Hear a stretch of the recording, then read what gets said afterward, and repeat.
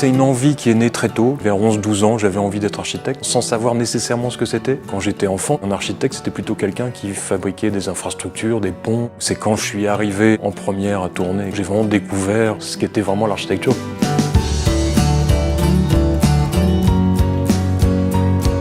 Je m'appelle Olivier Camus, je suis architecte.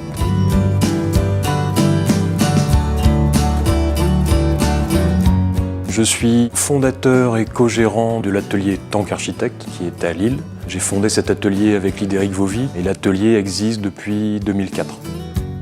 Le métier d'architecte, il va être très changeant en fonction du rôle qu'on a dans une entreprise, en fonction qu'on soit architecte assistant ou chef de projet, ou comme moi et Lidéric, le gérant d'une société. On a toujours fondé notre pratique sur une envie d'être toujours dans la conception, dans la passion, dans l'énergie du projet. Donc évidemment, on doit toucher à tout ce qui est important dans un cabinet, donc à la fois de la gestion de l'équipe, la gestion des concours, la gestion des finances, mais on a organisé l'équipe, on a délégué avec beaucoup de confiance une grande partie de cette tâche-là pour qu'on puisse véritablement se consacrer à la conception, à la réflexion sur les projets. On a une production très éclectique, on a une commande de plus en plus large, donc on fait surtout de la commande publique, tout ce qui est lié au scolaire. On fait aussi beaucoup de commandes un peu atypiques, notamment de bâtiments culturels, donc on a fait quelques médiathèques, une halle couverte, des bâtiments assez particuliers. On travaille aussi également beaucoup, parce que c'est important pour nous, sur le logement. C'est important dans la société dans laquelle on est de travailler le logement pour tous. On s'intéresse aussi beaucoup à la réhabilitation ou au travail d'extension de bâtiments anciens. Donc voilà, on a une production très large. J'ai d'abord travaillé quelques mois chez un architecte à Paris qui s'appelait Jacques Moussafir, donc en tant que jeune architecte, première expérience. Et ensuite je suis rentré à Lille et là j'ai travaillé pendant 7 ou 8 ans en tant qu'indépendant chez un gros cabinet lillois qui faisait surtout de la commande publique. J'ai traversé toutes les phases d'études chez lui, mais au fil des années je me suis retrouvé chef de projet sur plusieurs projets importants. Et en même temps avec Lidéric Vauvy qui est mon associé, on a commencé à engager un certain nombre de petits projets en tant qu'indépendant, parce que lui travaillait également dans le même cabinet. Au fur et à mesure, les commandes ont été plus importantes et puis là on a fondé l'agence Tank.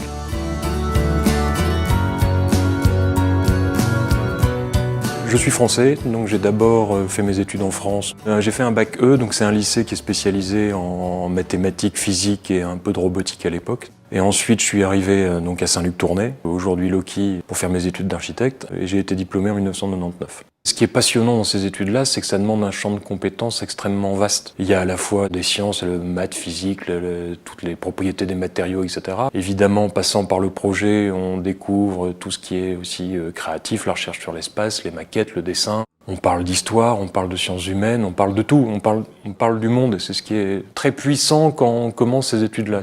Passer par les domaines à la fois artistiques, scientifiques, de sciences humaines, et en même temps être dans une recherche de conception, d'expérimentation, etc. au sein de ces études, c'est très riche. On se découvre soi-même, mais en même temps on se nourrit d'énormément de clés de lecture pour comprendre le monde dans lequel on vit. Un des moments essentiels dans le parcours, c'est le voyage. On a été dans différentes villes en Europe, parce que c'est le voyage qui va permettre d'appréhender des villes, d'appréhender de l'urbain, d'appréhender des projets, d'appréhender des expériences spatiales, de voir de près des détails, du construit, etc. Donc, cette pratique-là est essentielle. Et je pense que ce qui a été le plus déterminant pour nous dans notre pratique et dans ce qu'on est aujourd'hui, c'est le développement d'une passion, d'une soif d'architecture, d'une soif du projet, plus que de compétences précises. Après, il y a tellement de compétences à intégrer. Le rôle de l'école, c'est plutôt apprendre aux gens à être passionnés, à être également exigeants, à être rigoureux, à être curieux. On va dire que c'est une introduction au métier. Après, je pense que véritablement les compétences, on en fait l'acquisition dans les 6, 7, 8 premières années du parcours professionnel. La formation à l'architecture offre évidemment énormément de possibilités professionnelles, parce qu'on est avant tout architecte, mais la pratique de l'architecture et la manière dont les architectes sont formés permettent de toucher à énormément de domaines différents. On est des touche-à-tout.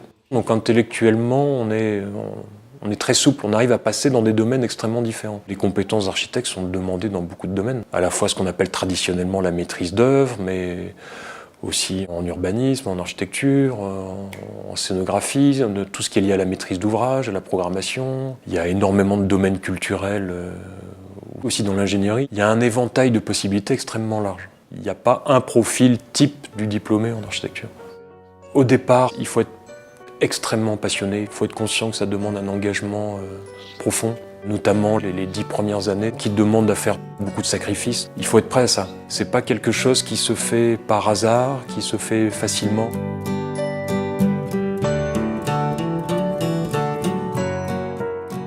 On voit que le métier change très vite, la pratique change très vite. C'est évidemment lié à tous les changements qu'on voit aujourd'hui dans le monde.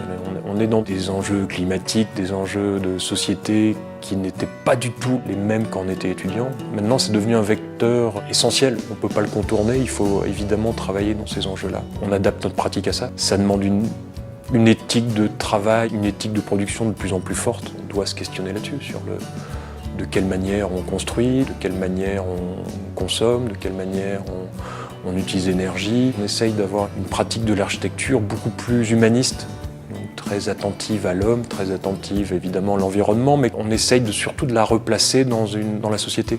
Et je pense que le métier va profondément changer dans les années à venir. On va changer de paradigme, on avance vers des changements radicaux dans la manière de vivre, de consommer, même dans la manière dont les politiques vont affronter ces questions-là. Il faut nécessairement changer. Donc je pense que la profession changera. Elle doit être en avant-garde de ces questions-là.